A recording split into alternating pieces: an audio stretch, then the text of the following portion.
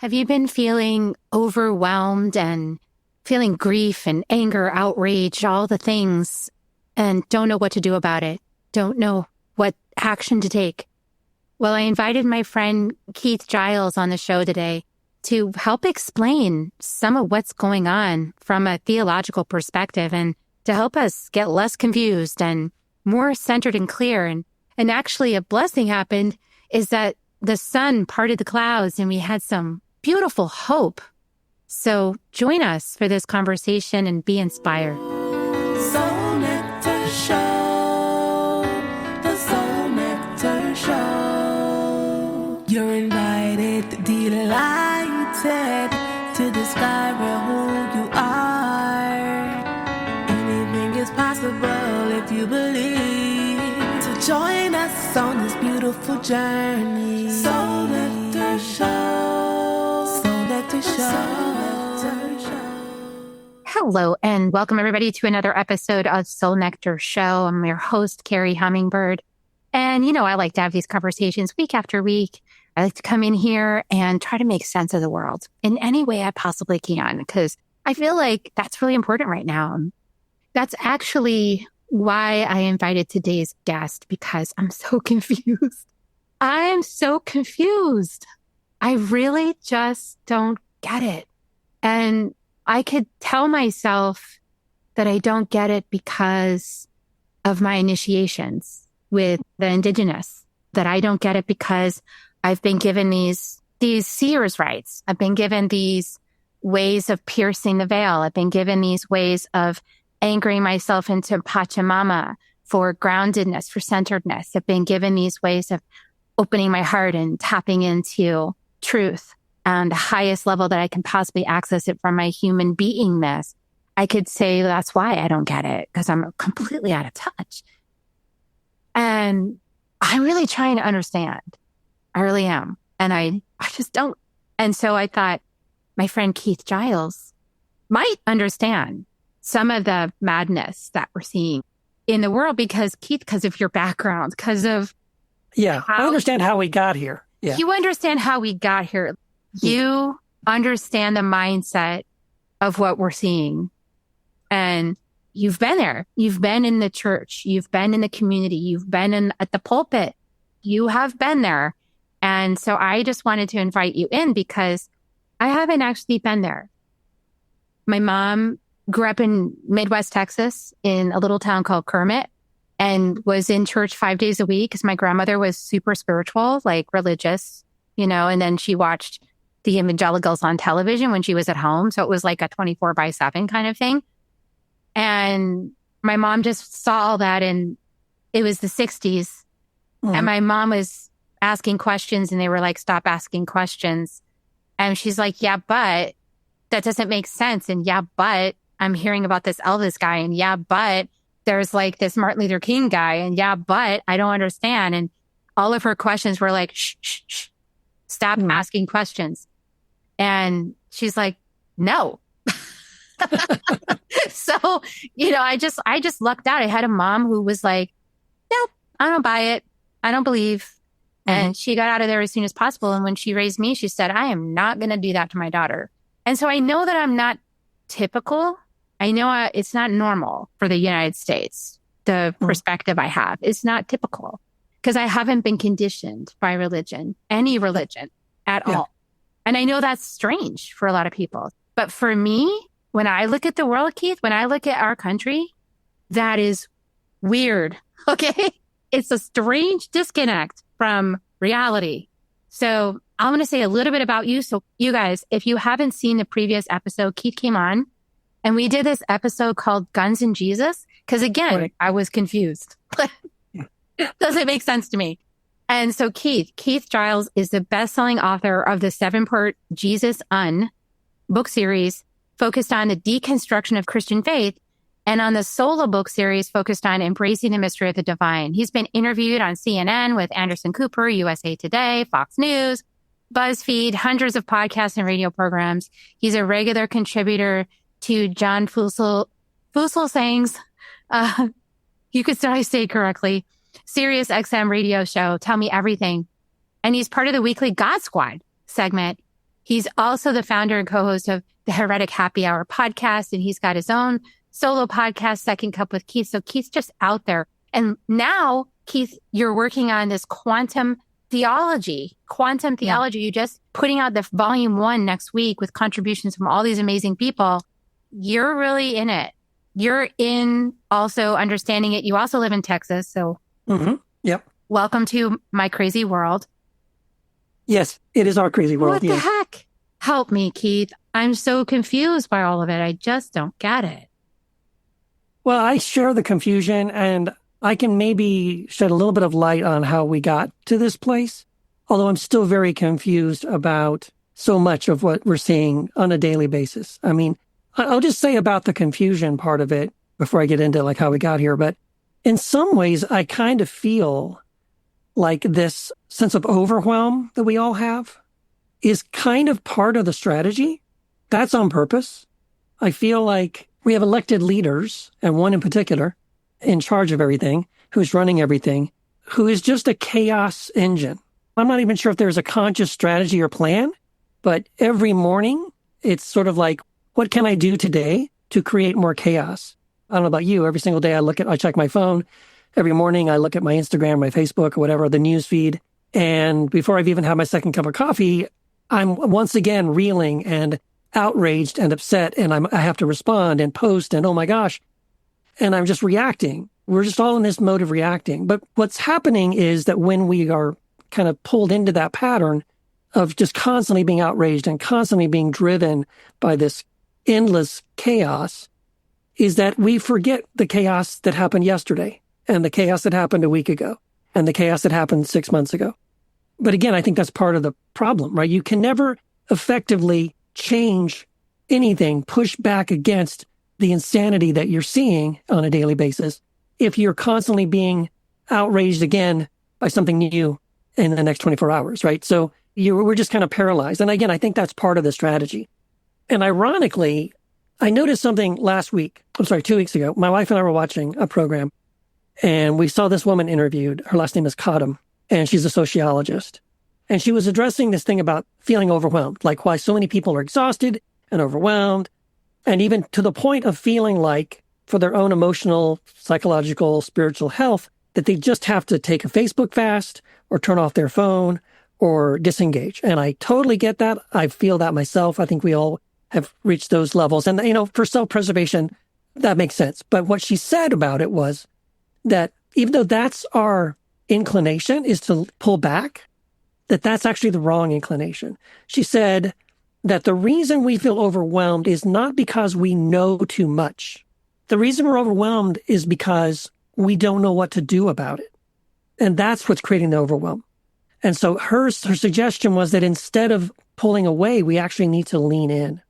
And again, there's so much going on that none of us can respond to all of it, but we could pick one thing and maybe lean into that. And what connected some dots for me around that time too was the importance of the stories that we tell ourselves. And by the way, I'm just flowing with this because this feels like this is exactly the track I've been on lately. There's a guy that I follow. His name is Damian Walter. He does these really great YouTube sort of video essays. And lately he's been talking about the importance of story and the stories that we tell. And he pointed out that we are in a place right now where we don't really know how to tell a better story, but that the stories that we used to tell ourselves are kind of the reason we have gotten where we are. And so we can't keep telling the same story if we want to get out of it. We have to come up with a better story. And whatever story we tell, it has to be a story about all of us. Again, it can't be a story that perpetuates this us and them division and separation, right? And so if you just think of it for a second, if you people just listening, think about it. What are the stories that we're currently being told? If you look at all the streaming services and what are some of the top shows?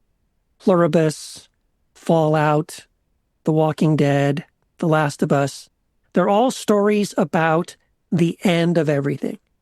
When everything is collapsed, when humanity has to sort of reset, we have to pull back and reset and start over and learn how to start a fire with a pair of sticks and survive without technology and all that stuff.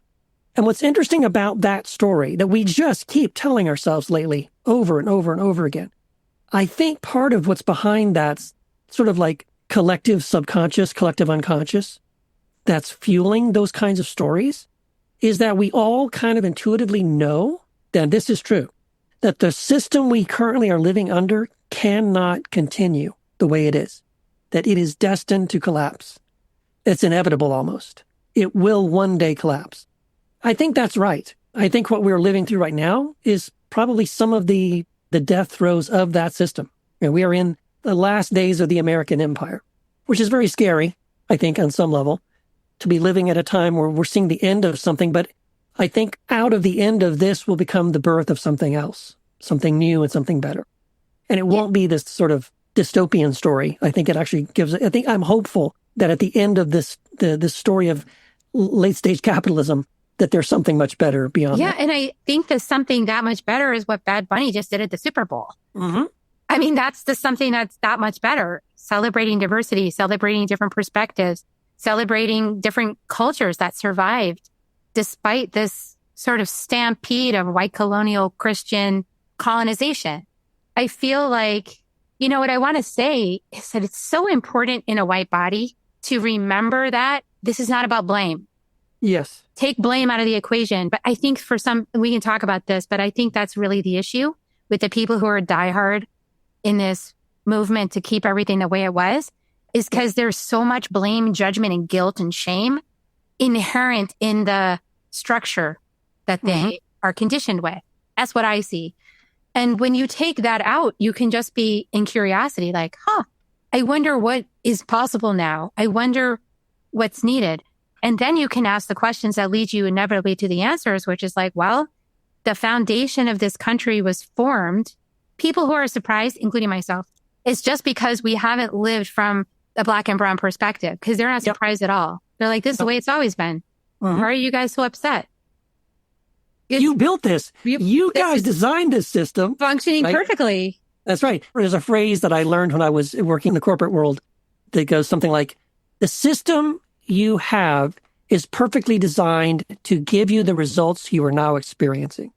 That's exactly what this is. We are now seeing the results, and we're horrified, and we're terrified, and we're sad, and we think it's awful. Some of us, hopefully, I think actually most of us feel that way. All of us. But it's not a surprise, like you said. Well, this is what we built. This is what we created. And this is what we perpetuated for And honestly, years. This is what we've been doing outside the American public's view and all around the world. Yes. So we've been doing this. What ICE is doing, we've been doing that all around the world. In South America, and in the Middle East, we've been doing this we everywhere. can just look at John Perkins' book to go, well, yeah, he was the guy that went into these supposed third world. I don't even like the name of that, but to Latin American countries and said, you're going to give us the resources we want, or the jackals are going to come next. That's right. He exposed all that. And he's like, I can't believe I'm still alive. Yeah. I know he wrote the Confessions of an Economic Hitman. Fantastic book. Yeah. And it is shocking that he's not dead. And his second book was Touching the Jaguar, which is all about his indigenous training, right? And seeing things through the indigenous eyes.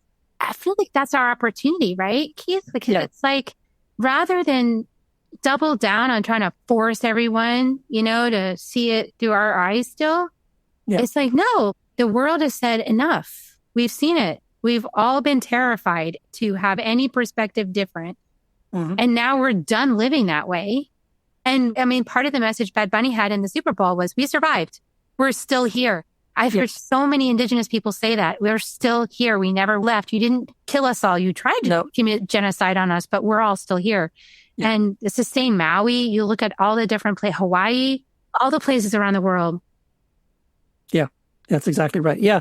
I mean, and this is what gives me hope, actually, because you mentioned like the Bad Bunny Super Bowl, right? So they made a big deal about the fact that the alternative Kid Rock, whatever, Turning Point USA Super Bowl, alternate Super Bowl show, had like 5 million viewers. But there was still a record number, like 100 something million people that watched Bad Bunny. And it was like a record number of people watched his halftime show, even losing the 5 million that turned the channel and went over to watch the alternate one. So that gives me hope as well. Like even within the United States, when we see what's happening with this MAGA movement, which is largely fueled by white Christian nationalists, they're not the majority. They're not the majority of people in the Republican Party. They're not the majority of Christians in the United States that identify this way. So they don't have a majority. Now they have power currently. They have political power. They have influence. That's what's scary. But the people who don't identify that way still outnumber those who do. And again, that gives me hope as well. The thing is, the majority of people who don't agree with it, they're like us. They're outraged. They're upset. They're flipping through their phone. They're, oh my gosh, this is horrible. This is terrible. But we just don't know what to do about it. We feel paralyzed. And so the chaos that's being created, this constant daily barrage of yet another horrible thing that he said or tweeted, or yet another horrible thing that's been released or discovered, it's heartbreaking and it's demoralizing, and it creates this feeling of helplessness, right? And so that's what I was, this couple of weeks ago when I was listening to this sociologist talk, and she was saying, that the solution is not to pull away, that it's to lean in. And, it's like the Mother Teresa thing, right? Yeah, if you looked at world hunger, you can't possibly feed every hungry person on the planet, but you can find one person, in front of you who's hungry, and you can feed them. And so I think it's just finding, for us as individuals, finding that one thing we can do that does make the world a better place, that does make a difference, to believe that light really does push back the darkness, to believe that light is really greater than darkness, that good is greater than evil. As again, Bad Bunny's thing, right? Love is the only thing that's stronger than hate. And we have to believe that. We have to hold on to that and believe that that's true.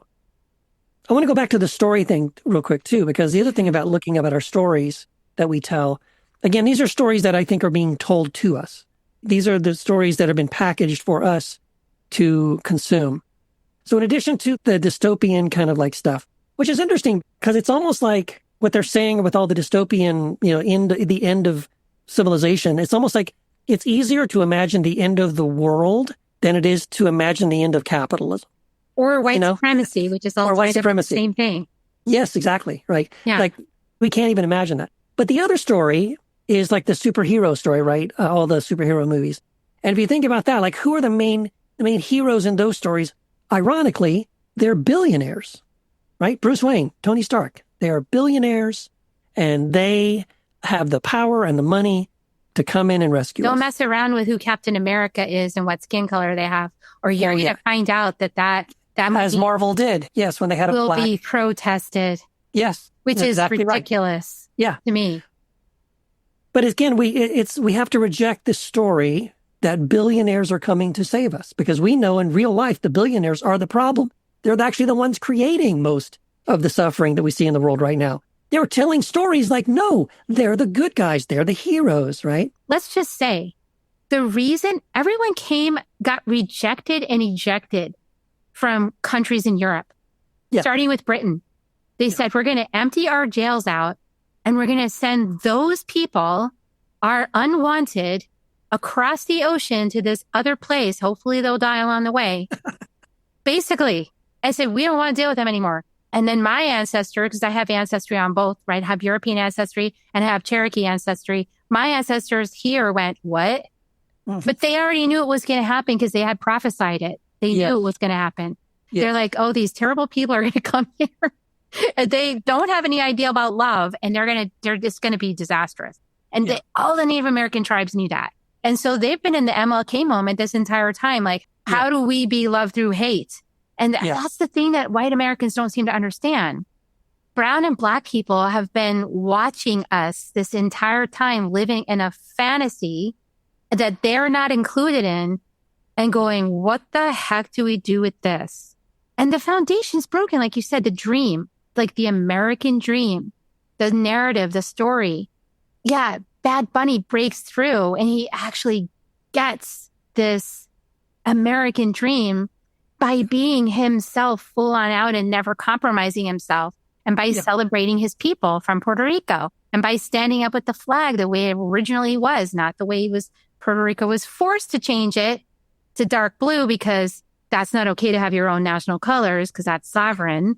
So it's like we are so uneducated. I feel like that's the main issue, right? It's like, because I feel like if people were educated, I feel like when people know something, most people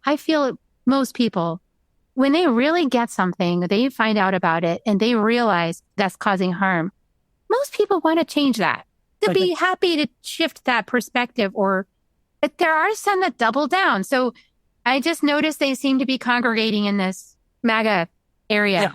Yeah. What is it about that? What is the doubling down about? Like, what is it about kind of espousing certain ideologies and beliefs? Like love is, like they would probably say that love is greater than hate because Jesus said it.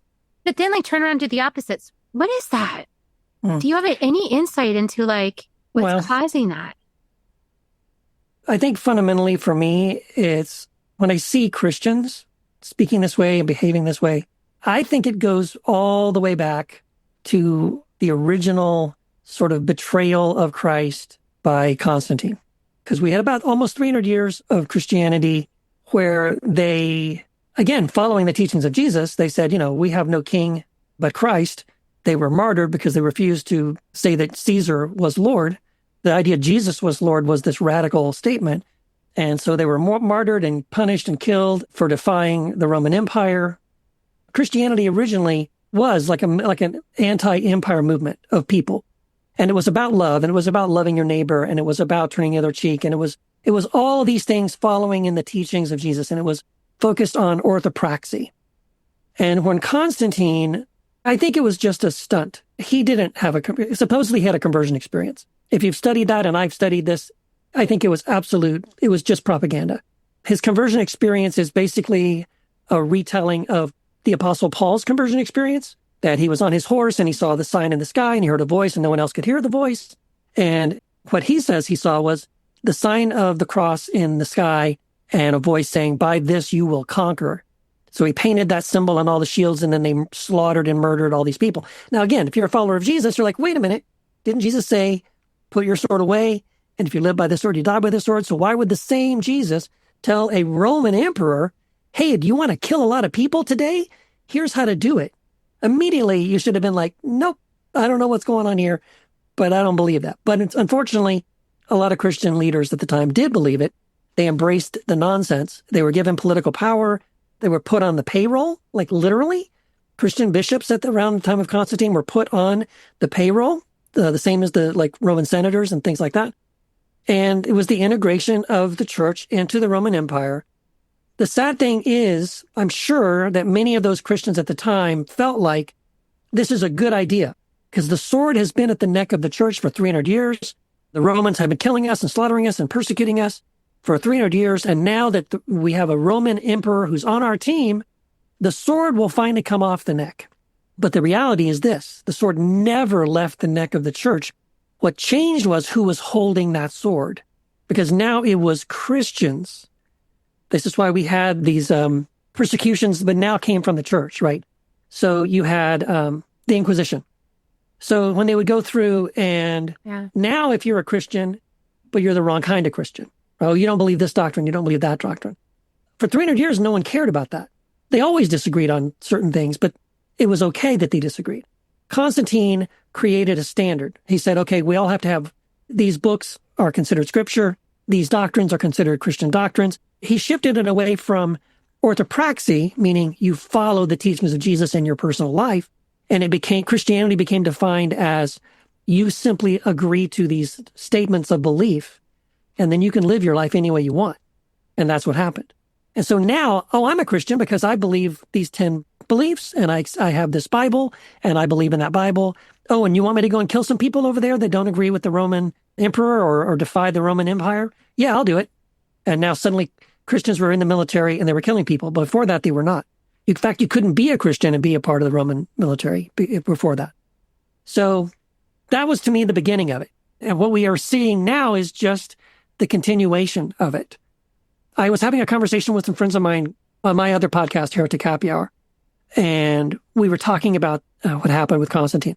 And they made an interesting point about how, like, Christians today in America, they really mostly base their theology on the teachings of Paul, not really the teachings of Jesus. In fact, when you try to teach Jesus, they call you woke. But they love Paul because Paul gives them theology that they can argue about. But here's what's really interesting about that. I hear conservative Christians quote this all the time, like Romans 13. In Romans 13, Paul said that the empire is the word of God and a servant of God, and therefore you should submit to the Roman authorities. And what they do is they're like, yeah, see, follow Paul, because Paul's telling us basically it's okay basically to align ourselves with Rome. But the problem is that Paul was executed by Rome. Like they cut his head off. And someone was saying that that's a cautionary tale for Christians today. If you're going to follow the example of Paul and you're going to claim your Roman citizenship and you're going to pledge allegiance to the empire, they killed him anyway. People are seeing that right now. I voted for Trump. I've got the Trump flag in my, on the back of my truck or whatever. But they're finding out that they're still getting deported. They're still getting arrested. Especially if they have brown skin, because that's the only thing that matters. That's exactly like you right. got brown skin, black skin, you must be an immigrant. You're out of here. That's right. Even if you're a Native American, which is insane to me. Insane. I can tell you my ancestry blood boils. I don't even get it. How could anybody, if you're a Native American and you're arrested by some stupid ICE agent because you don't have your papers, the judge should kick that out immediately. And it's just crazy because like the two guys, this is what I have to say, you guys, I just don't understand, is that the two guys who shot and killed Freddie were Latino guys. They were Latino. They were from South Texas. Same again, Texas. It all starts in Texas somehow. I don't know what's going on in the state, but I'm trying to get out of here. I'm trying to leave, actually. Yeah. Good Lord. So I feel like there's so much like hypocrisy, and I had a very tough mother. So she really tested me to be a person of integrity. And like I said, my mom showed up in Midwest Texas and the little church there and being bullied by the pastor who's like, you need to get up in front of the entire church and confess all of your sins and be ashamed in front of all of us. And my mom's like, no. And he said, if you don't, God's going to strike you dead. And as soon as you leave here. And she's like, So she didn't. And then she left and she saw him like the next week. And she's like, guess God didn't strike me dead. That's the kind of mom I have. Yeah, that's great. So she's like, she does not cotton to BS. Yeah, good. She calls it out. And so I couldn't get away with anything as a kid. So I have this like extra sensory detection system of when I'm out of integrity. And I can't understand why people hold up these Bibles and shove them in my face as if I don't know something that they know. But like, I know that I'm acting from a lot more integrity. And it's confusing to me. And for a long time, I felt like, well, maybe I didn't know something or there's something really important. I started believing them for a little while, maybe I need to read that book. But I started reading the book and I saw the violence and I'm like, no, thanks. I don't want to read this book. I actually don't want to put that in my brain. I feel like my heart knows better. So what do you recommend for us people who are not part of that particular narrative line that's moving through? Like we weren't raised in it. We're not connected with it. We don't know what to do with it. I mean, and some people have it in their family system. So also like, if you give us some recommendations for how to deal with it. I'll try. It's very difficult. I have people in my own family who also voted for Trump and don't see anything wrong with it. Again, I think part of it is understanding they're not watching the same news that you and I are.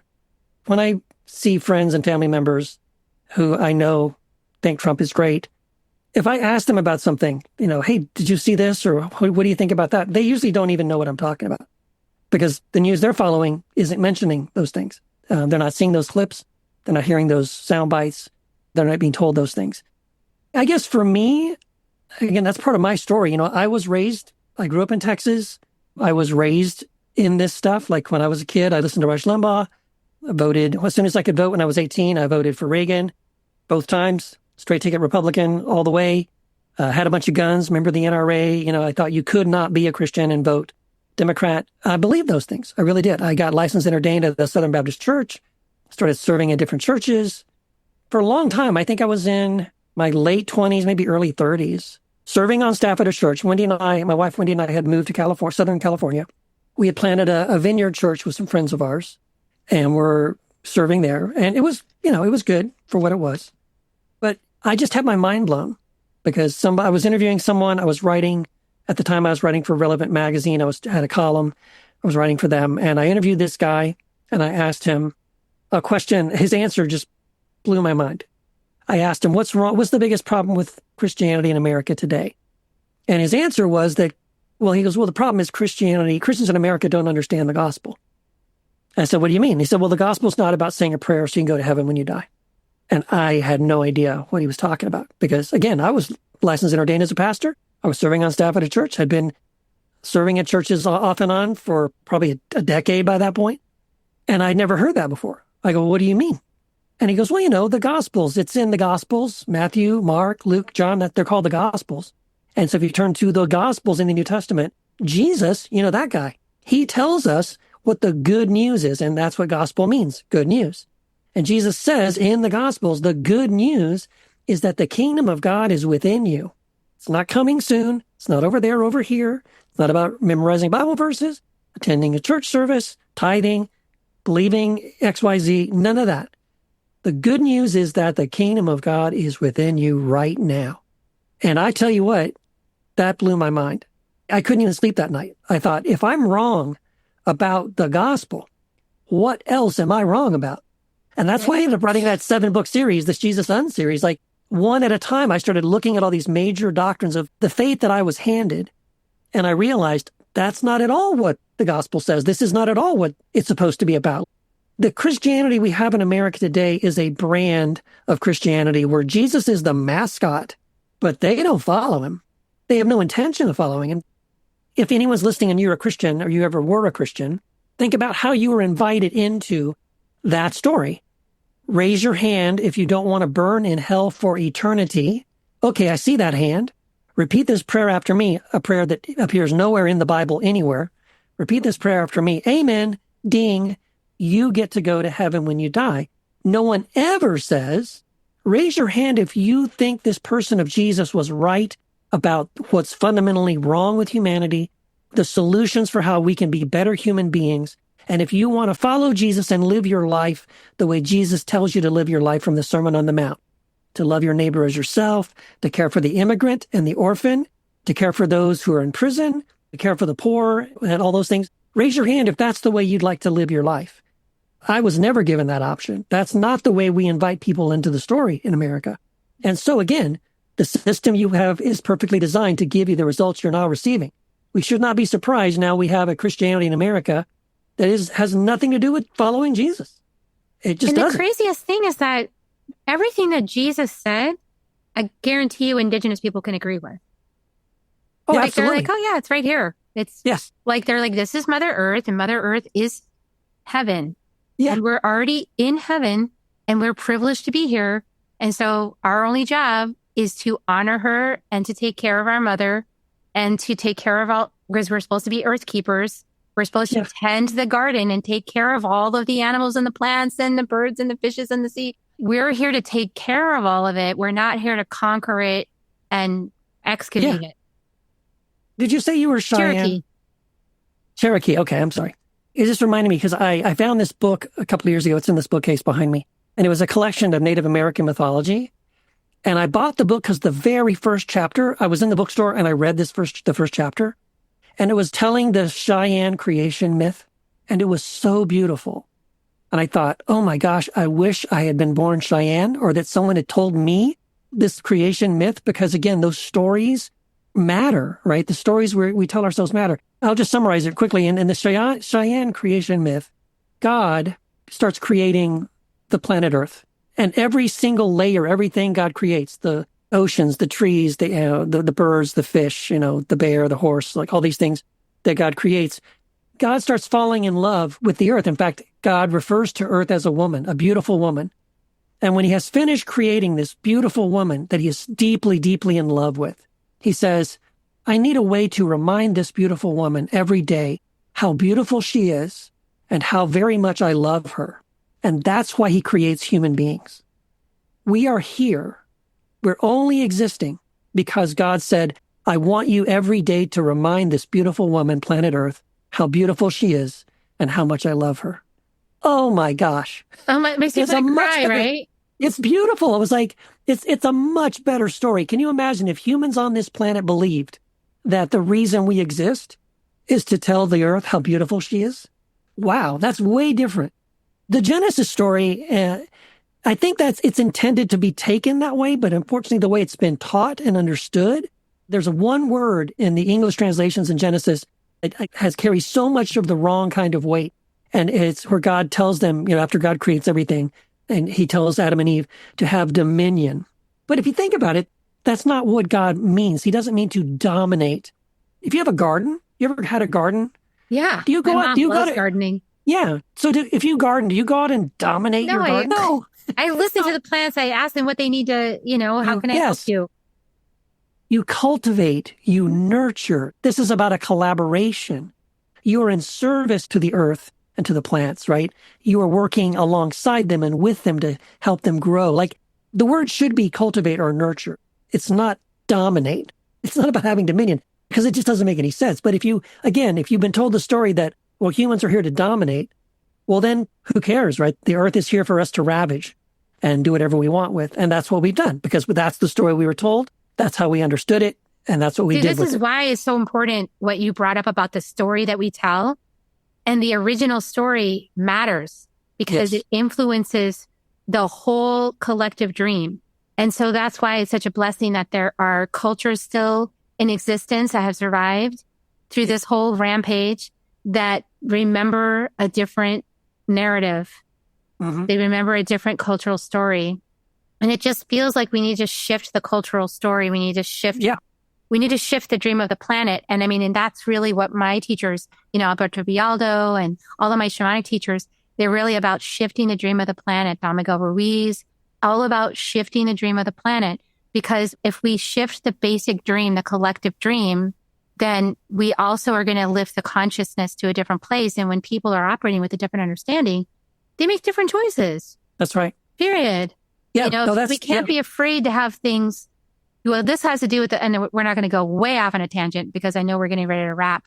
But like the 5 levels of attachment from Don Miguel Ruiz Jr., the 5th level is fanaticism. And that's when your identity is so attached to whatever the idea is that you will literally kill over it and you'd end your own life and massacre everything right before admitting that it's not true. Yeah. I think that's the spot we're in. And, it's just an idea. Really, literally an idea. It's just that people have made their identity about it. Yeah, that's right. And I think it's happening. Again, we don't see as much evidence of it, but in some ways, all the chaos we're experiencing right now, I think the chaos, it is the death of something that it kind of needs to die so that something new can be born in its place. I don't know if you've ever studied like spiral dynamics. I was talking to Dr. Shalene Kendrick last week on my podcast, and she was talking about the first and the second axial age, and that we're in this second axial age, which aligns a lot with spiral dynamics. The bottom line is just that basically we are currently in a place where we're on the edge of stepping into a new level of human consciousness. That is a story of us. It's not a story of us and them. It's a story that's about all of us, that we're all human beings, that we all have the kingdom of God within us, that we all need one another to survive on this planet, and that this planet is also part of us. We're not separate from nature. We are part of nature. And I believe that. I think I have to have hope and faith that that's the truth. Because when they look at spiral dynamics, we can go back and say like 50,000 years ago, this was the level of human consciousness people are operating at. And then here's what it took for them to move to shift the consciousness to the next level. And then we can follow that for like 10,000 years and say like, oh, but then there was another shift, right? And then we moved into another level of consciousness. Now, right now, it feels like we've gone back a few steps.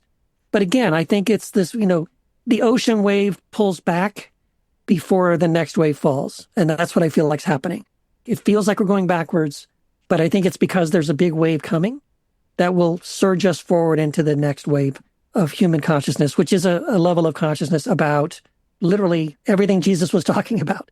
Loving one another, loving your neighbors, yourself. Then when you see the other person, you don't see an other. You see yourself reflected in that person. You see the divine reflected in them, right? That's what I love about quantum theology. That's why I'm writing all these books about quantum theology right now, because quantum science is saying the same thing. Quantum physics is telling us everything is the quantum field and the quantum field is everything. That human consciousness is the basis for matter in the universe. That matter arises from consciousness, not the other way around. And that aligns perfectly with what the mystics have been saying for thousands of years. And so that alignment gives me hope. I think hopefully the majority of us are getting ready to move into that next phase. Yeah. And I've heard different people speak about it. Richard Rudd is one I tune into because we study the gene keys. And he's saying that we're at the cusp of what must have been what it felt like to all of a sudden have Homo sapien emerge. Yeah. At the same time as these older versions were still on the planet. Yeah. Now there's Homo sapien. And so this version is like my teacher, Alberto Vialdo, calls it Homo luminous. We're divine human, right? We're Homo luminous. We're the next version. All of those who say yes, and it is a choice. You do have to consent. And you have to do a little bit more than consent. You actually have to work for it a little bit. Yeah. You have to let it out. Yes. That's the thing. It's not just like I'll go on Sunday and I eat my wafer and I'm like Homo luminous. No, you're going to have to hands in the soil, dude. Yeah. It's living it out every day. First comes the realization, the awakening to the, oh, hey, this makes more sense. Yes, this seems like the truth. But then the real test is, okay, then now every single day of your life, what are you doing that lives out of that truth? How are you embodying that truth? Yeah. How are you living Jesus's teachings? And Jesus says, you will do so much more than me, right? I mean, yes, exactly. You haven't even seen anything yet, people. Like, you think I was great. Wait till you see yourselves, is what he was trying to say. Yeah. And I think that wave that's coming is the second wave because we've been in it since the 60s. It's just that it takes time for it to churn. I agree. Everything to churn and unfold. You know, the first wave, MLK. So I'm still working on MLK's dream of the beloved community. That's what we're doing here. We're following in his footsteps and saying, yes, we believe in this potential of the beloved community. We believe in the potential of nonviolence. We believe in Homo luminous. And we are doing it every single day, you know, and checking ourselves. So thank you so much for coming in. And, you know, I feel so much more hopeful. And I hope everybody listening, I hope you feel more hopeful too. It's a beautiful story that you shared, the Cheyenne story. And thank you for all the work that you do. And you'll probably have to come back again and talk about quantum theology because, give me a chance to read it. Yeah, I'll send you a copy. And then we'll have you back on to talk about quantum theology. That sounds really cool. So thanks for making time for us. And everybody, please check out Keith's work, Keith Giles. I'm going to put links below. You can follow him on social. You can get his books. You can follow his podcast. And we'll see you in all the ways we see you here as kisses. If you want to join me, I give everybody kisses on the way out. There's some Reiki kisses. Okay. I love you, everybody. There you go. Beautiful. We'll see you guys next time on Soul Nectar Show. Bye for now. If you found even one gold nugget in this episode of Soul Nectar Show, will you do us a favor? Will you subscribe, like, and share this episode? Maybe even write a comment and let us know what you thought about it. We really, really want to engage with you at a much deeper level. Let's be part of community together. Have a great week, everyone. Bye for now. Soul Nectar Show. Awaken the Show. Take a sip from the drip of nectar, from the source of who you are.